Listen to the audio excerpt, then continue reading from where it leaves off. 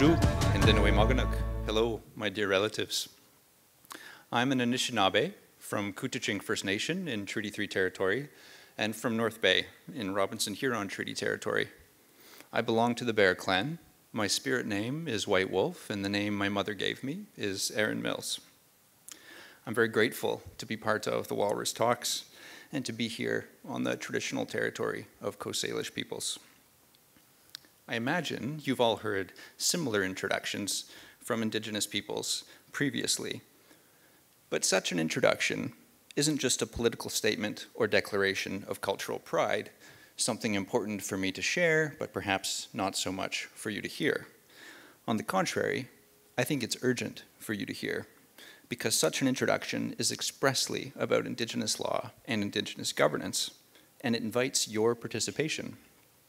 My hope at Canada 150 is that Canadians will stop reducing Indigenous law to cultural aesthetics and activism, and instead develop their capacity to identify and to participate within the work it's already doing for our relationship with one another and with place. And in this talk, I want to suggest how one might go about that.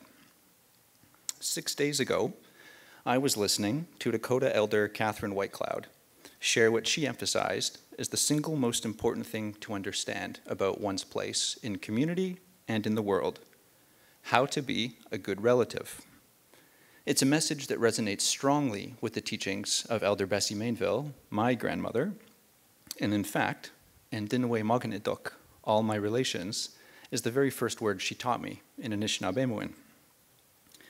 Within Indigenous systems of law, being a good relative is what keeps families, communities, and peoples together. My introduction presented you with opportunities to relate with me in these various ways. Being a good relative is our analog to citizenship. But kinship reaches beyond the boundaries of citizenship, recognizing all our relations as members: the swimmers, flyers, four-leggeds, Manaduk and Adsokanak spirits, the earth, the sun, and moon. The challenge of good governance isn't just to be a good relative to human families, communities, and peoples, but to ensure that these relationships are reconcilable with the needs of all these other relations too.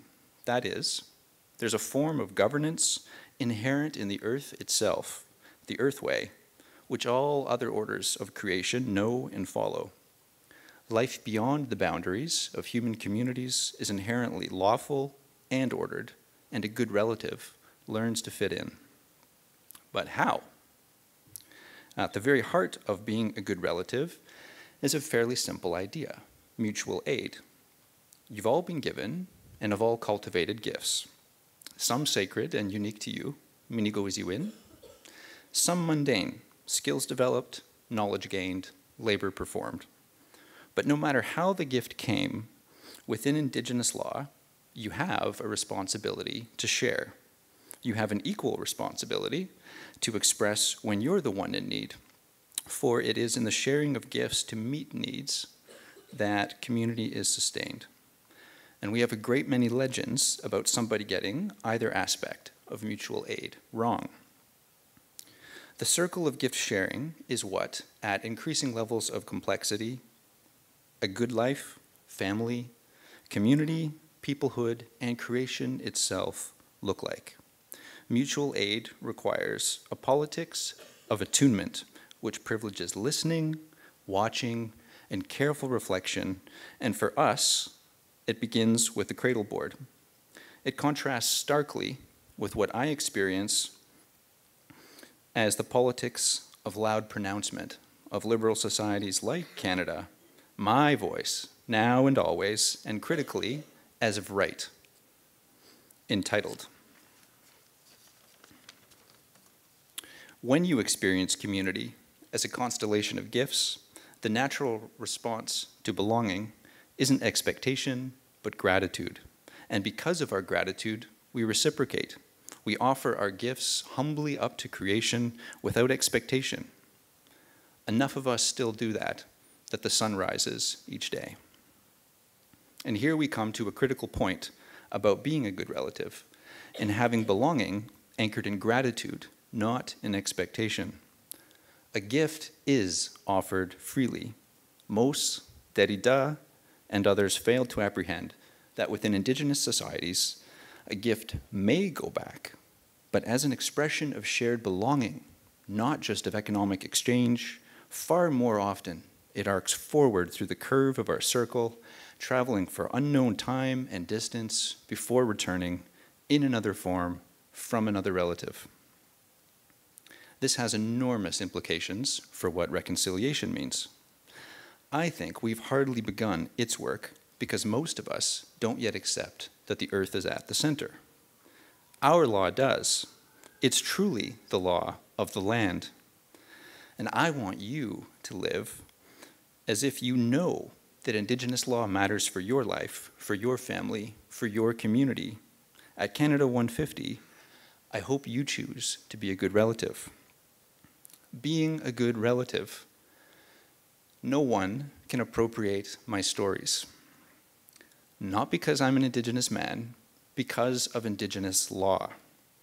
You have no relationship with my stories. They're of my relatives, humans, animals, plants, spirits, all alive.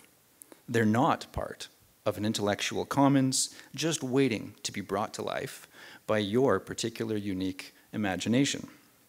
To be able to tell the story is a beautiful gift, and if it is given to you, it's because it's already known that you will be grateful, that you will reciprocate.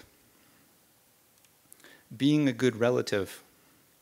Last Tuesday, I sat at the Turtle Lodge at Couchiching First Nation with the Trudeau Foundation. They wanted to better understand Indigenous perspectives and came to listen to others tell the story. Following the protocol of the lodge, we began with pipe and water ceremonies, and then the elders shared. Towards the end of the day, the elders asked if we had questions.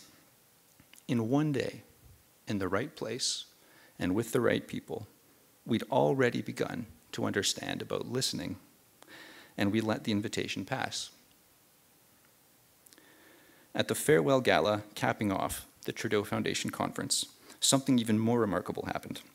Two non-Indigenous women presented a poster-sized scroll they'd quietly purchased at Turtle Lodge called The Great Binding Law, in which a circle of elders articulate the Earthway. And they didn't gift it to the lodge, and they didn't gift it to me. They thanked me and honored the elders who shared, but gifted it to the staff of the foundation, who are the ones to keep that circle turning. Being a good relative, while acknowledging the apologies and resignations of recent days with respect to our national discussion on appropriation, of cultural appropriation, I've come tonight with a mandate from my elders, Dave Kershane and Harry Bone, to invite Jonathan Kay, Steve Laterante, Anne-Marie Owens, Andrew Coyne, Elizabeth Renzetti, and anybody else who argues in favor of opening cultural appropriation to debate, to sit with the elders at Turtle Lodge at some point this summer at a date to be decided that will work for most of us. To take up this offer, I'm easy to find. And if you come to our house, we will treat you with respect. All my relations.